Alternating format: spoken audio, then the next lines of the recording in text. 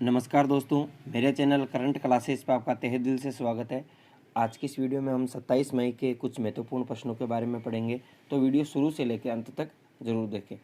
तो प्रथम क्वेश्चन है, अंतर्राष्ट्रीय गुमशुदा बाल दिवस कब मनाया जाता है? तो 25 मई को अंतर्राष्ट्रीय गुमशुदा बाल दिवस मनाया जाता है।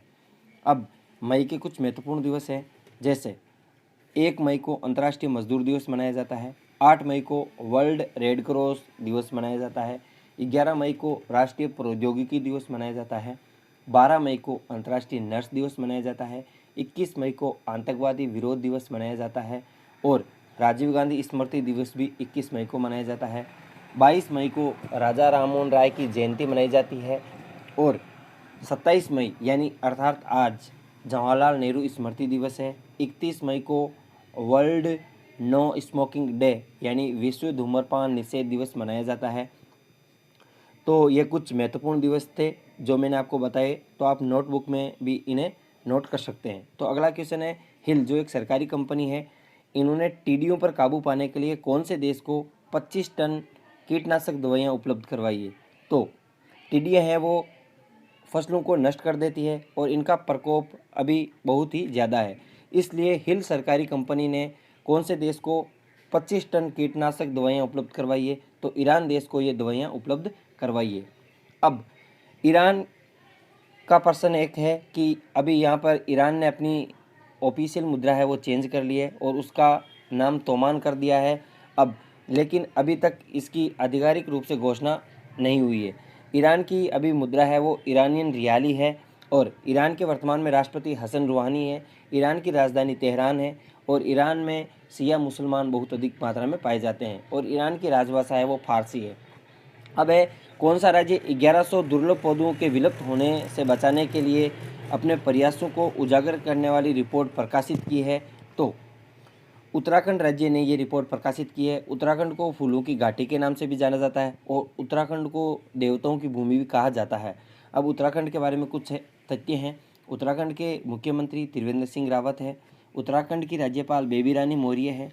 उत्तराखंड का गठन है वो 9 नवंबर 2000 को हुआ था और भारत का सबसे पुराना national park Jim Corbett national park है वो उत्तराखंड के नैनीताल क्षेत्र के रामनगर में स्थित है और इसकी स्थापना 1936 में हुई थी।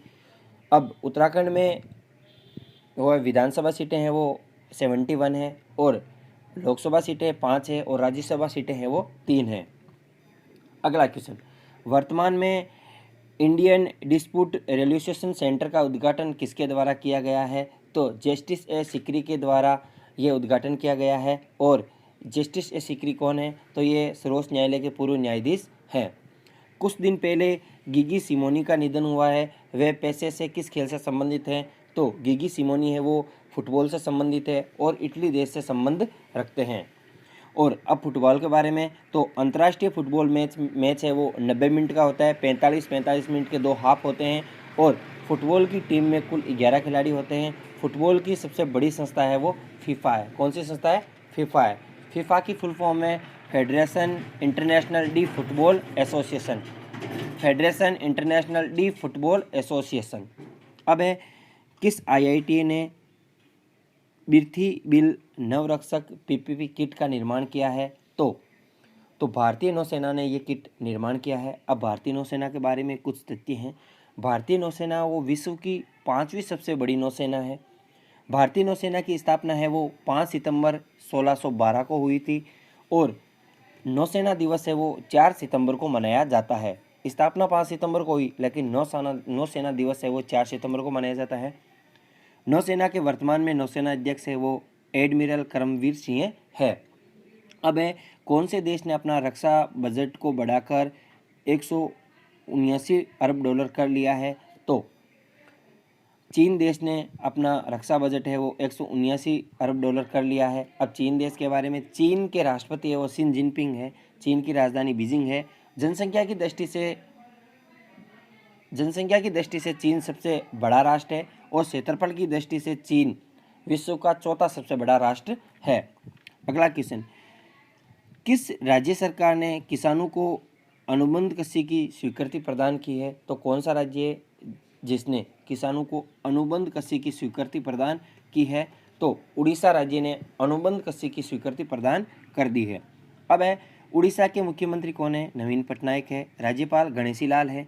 उड़ीसा की स्थापना है वो 1 अप्रैल 1936 को हुई थी और उड़ीसा में स्थित व्हीलर द्वीप का नाम बदलकर एपीजे अब्दुल कलाम द्वीप कर दिया है और चिल्का झील भी उड़ीसा में ही है। किस राज्य सरकार ने हाल ही में प्रवासन आयोग की स्थापना की घोषणा की है? तो प्रवासन आयोग किस राज्य सरकार द्वारा स्थापित किया गया है? उत्तर प्रदेश राज्य सरकार द्वारा स्थापित किया गया है। अब यूपी के मुख्यमंत्री कौन है? योगी आदित्यनाथ है। राज्यपाल आनंदीबेन पटेल है। अब यूपी की राजधानी है लखनऊ है। भारत में सर्वाधिक विधानसभा सीटें, लोकसभा सीटें और राज्यसभा सीटें वो उत्तर प्रदेश में ही है। विधानसभा सीटों की संख्या 404 है, लोकसभा सीटों की संख्या 80 है और राज्यसभा सीटों की संख्या 31 है। अगला क्वेश्चन, हाल ही में अमेरिका ने कोरोना वायरस की वजह से किस देश के यात्रियों को अपने देश में आने पर रोक लगा दी है? तो अमेरिका ने ब्राज़ील के लोगों पर रोक लगा दी है अमेरिका आने पर। अगला क्वेश्चन है, अब इसकी व्याख्या है।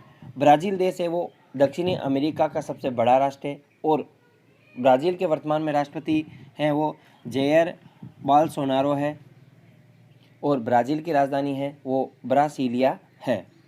अब भारत के किस राज्य सरकार ने सैनिकों के आवागमन के लिए निःशुल्क बस सेवा शुरू की है? वेरी मोस्ट क्वेश्चन, सैनिकों के लिए निःशुल्क बस सेवा का संचालन किस राज्य सरकार ने किया है?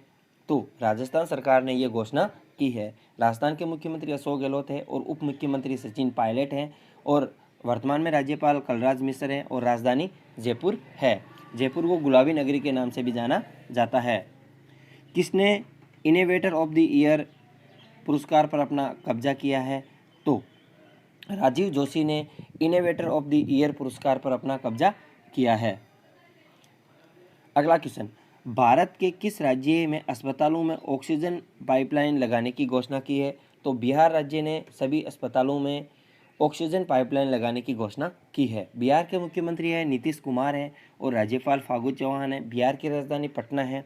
बिहार को राज्य का दर्जा 26 जनवरी 1950 को मिला। अगला क्वेश्चन, विश्व स्वास्थ्य संगठन ने किसके साथ समझौता किया है जिसके माध्यम से खेलों और शारीरिक क्रियाओं के द्वारा स्वास्थ्य को बढ़ावा दिया जा सकता है? तो IOC यानी इंटरनेशनल ओलंपिक कमेटी के साथ WHO ने यह समझौता किया है कि खेल और शारीरिक क्रियाओं को बढ़ावा दिया जा सके। अब इंटरनेशनल ओलंपिक कमेटी की स्थापना है वो 1894 में हुई थी और इसका मुख्यालय स्विट्जरलैंड के लोजेन में है और वर्तमान में इसके अध्यक्ष थॉमस वॉच है। यदि वीडियो अच्छा लगा हो तो अपने दोस्तों के साथ शेयर करें, कमेंट करें, लाइक करें। Thanks for watching us.